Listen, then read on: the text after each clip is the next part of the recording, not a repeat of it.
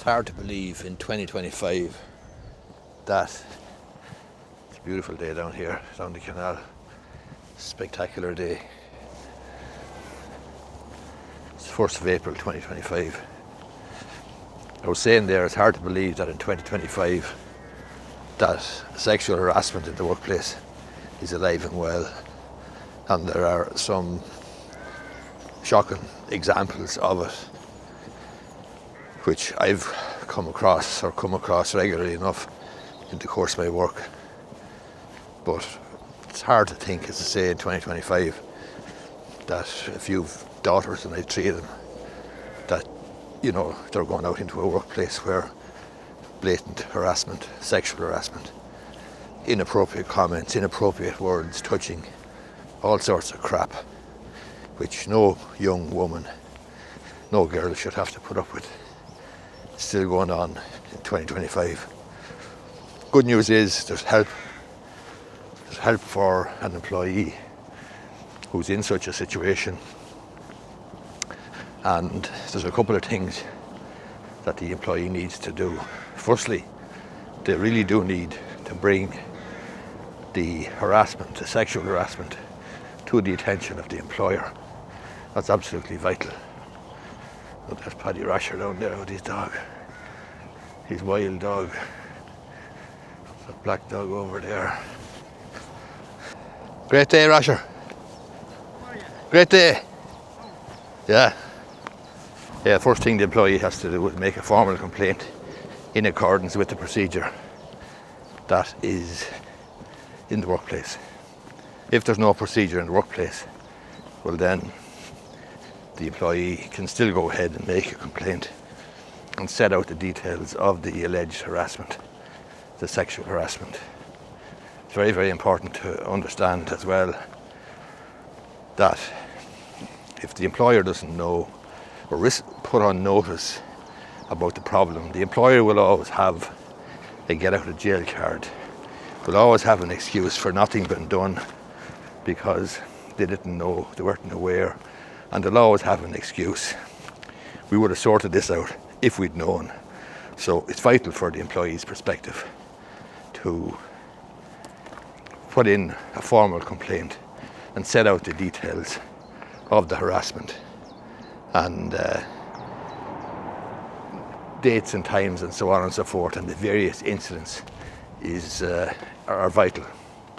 That's the first thing to understand. Second thing to understand is that the employer is vicariously liable. So that essentially means that the employer is liable and responsible for the actions of the other employees in the workplace.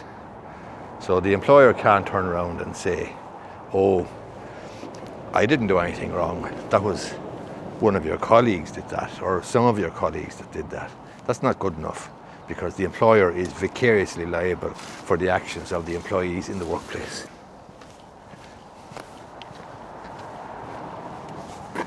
Once the employer is put on notice and is made aware of the problem, then the employer has a significant responsibility. And if the employer doesn't deal with it, and deal with it thoroughly and professionally, the employer is leaving himself open to significant potential legal claims. Those claims would include, under the Employment Equality Act 1998, sexual harassment, discrimination aspect of it. The employee could be compensated for the employer's failure to deal with the matter if that happened. The employee can also be rewarded or awarded compensation for the employer's failure to provide a safe place of work. It's a health and safety issue. And then, because of the insidious nature of sexual discrimination and sexual harassment, because of the insidious nature, it can have significant mental health effects on an individual. I'm referring to a woman because that's my experience. It's not inconceivable, it's not impossible that a man could be a victim of sexual discrimination or harassment. But my experience has been that it's always a woman, quite frankly, that is discriminated against or harassed in the workplace. That's just my experience. I'm not saying the other thing couldn't happen as well. So the consequences in terms of anxiety, stress, worry, and other mental health consequences arising from a very bad experience at the workplace for any young woman or any woman cannot be underestimated, and it may well become a personal injury claim. So then it may also be a breach of contract. So for the employer, you could be looking at a sexual harassment or discrimination claim under the Employment Equality Act 1998. You could be looking at a breach of contract claim. You could be looking at a health and safety claim for failing to provide a safe place of work.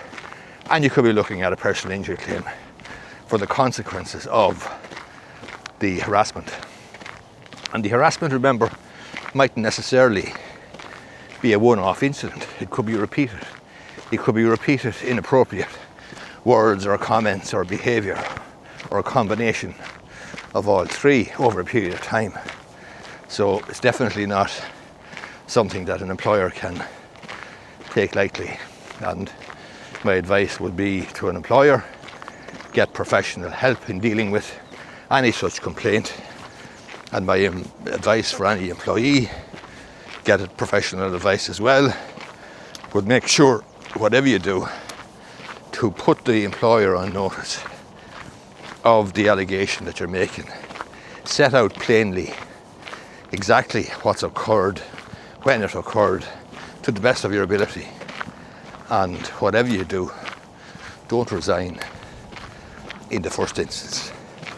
Because if you resign in the first instance, you may well give the employer an easy ride, an easy get out of jail card.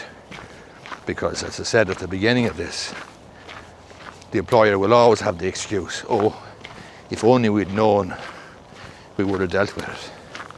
So that's the story. It's shocking that I'm making a video about sexual harassment in the workplace in 2025.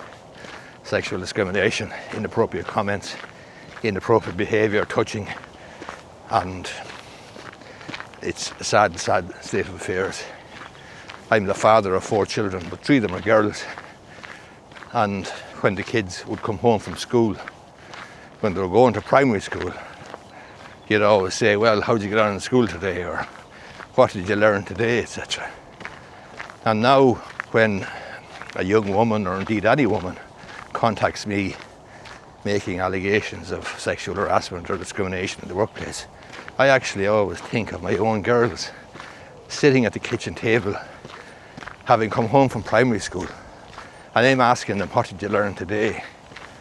And here I am talking to a woman, a professional woman perhaps, good qualification, good career, and top of her game, and yet she's been subject to these stupid, Neanderthal, sexist comments.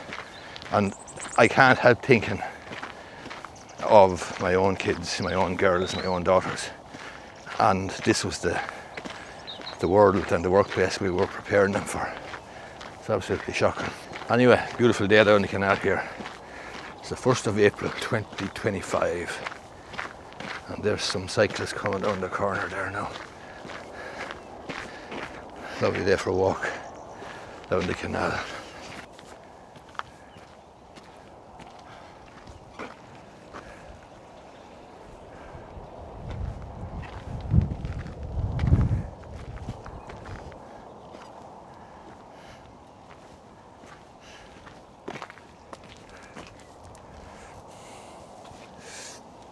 Oh Lord.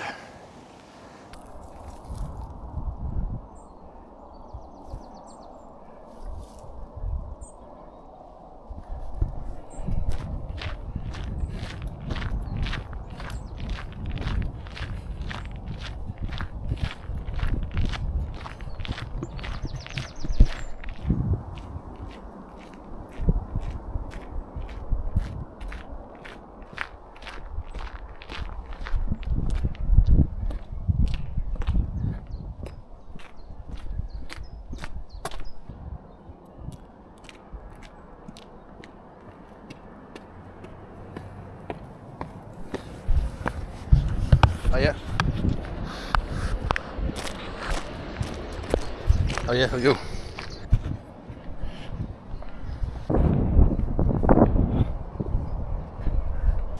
Hope you liked the video. If you do, hit the thumbs up button down below. Thanks a lot.